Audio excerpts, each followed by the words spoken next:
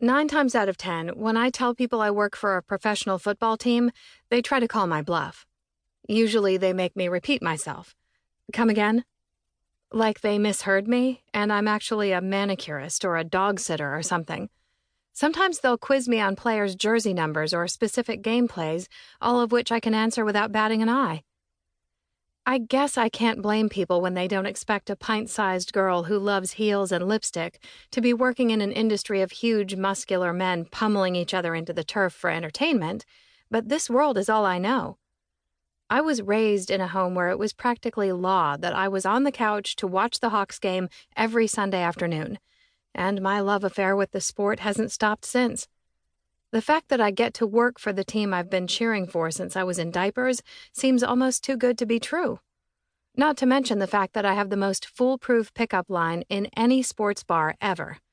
Between traveling the country with the team and brushing shoulders with sports legends, football is my religion. And then there are days like today. With all the paperwork falling off of my desk, you'd think a tornado hit the Chicago area and touched down only in my office. The season is starting in just over a week, and my to-do list is longer than the whole length of the field.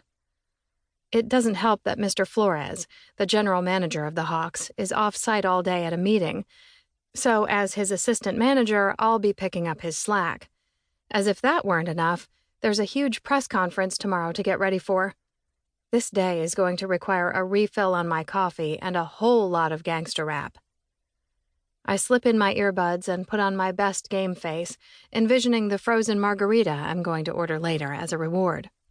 And then, just as I'm getting into the zone, there's a knock on my office door and in walks the head coach. Or, as I like to call him, Dad. "Hey, sweetheart, is it okay if I bother you for a second?" Despite what a lot of people think, my dad didn't get me this job. He probably could have if I'd let him, but I've never wanted to use Dad's position to my advantage. I'm perfectly capable of paving my own way without being given a leg up. So I served my time selling tickets before I eventually worked my way up to having my own office. "Sure, if it's important," I say, glancing at my watch. It feels rude not to make a little time for my own father, even if I am totally swamped today. Dad shuts the door behind him and plops down in the faux leather armchair across from my desk. Just like in high school, whenever she's near, all I can see is her. But she clearly doesn't feel the same way about me anymore. Other than quick glances at the press conference and when she crashed into me just now, she's barely looked at me, let alone talked to me. She's acting like I don't exist. It's the polar opposite of the fawning adoration most women usually offer me, even when they don't know I'm a starting quarterback. No, Jane is all business, wearing her job title like a mask. It's almost enough to make me wonder if she's forgotten who I am, what we used to be. But her eyes could have frozen a volcano solid. She remembers me all right, and not fondly.